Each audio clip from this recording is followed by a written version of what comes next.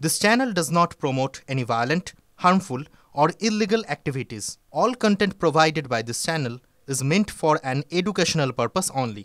নমস্কার, টিভি9 বাংলায় আপনাদের সবাইকে স্বাগত জানাই। আপনাদের সঙ্গে রয়েছি আমি চয়নিকা। বাংলা সীমান্ত ব্যবহার করে অস্ত্র বিস্ফোরক পাচারের ছক।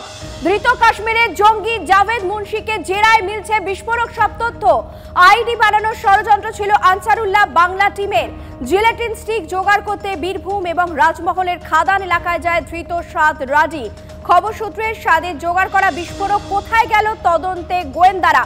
আরো বিস্তারিত জানবো। আমাদের সঙ্গে রয়েছেন আমাদের প্রতিনিধি সিজার মন্ডল। সিজার, যা তথ্য সামনে আসছে তা তো চক্ষু চড়কগাছ করে দেবার মতো।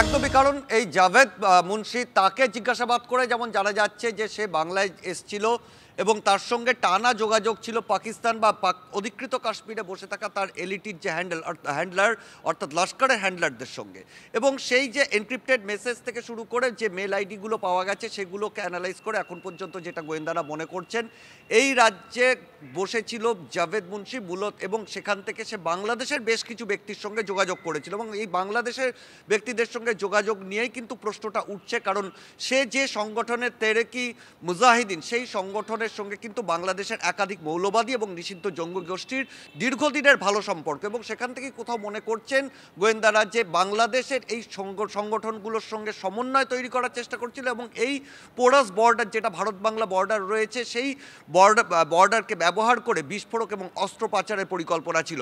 যদিও সে এখনো গোটা বিষয়টা স্বীকার করেনি, কিন্তু পারিপার্শ্বিক যে তথ্য প্রমাণ এনক্রিপ্টেড মেসেজ অন্তত সেদিকে ইঙ্গিত করছে। আপাতত সিজার, তোমাকে ধন্যবাদ।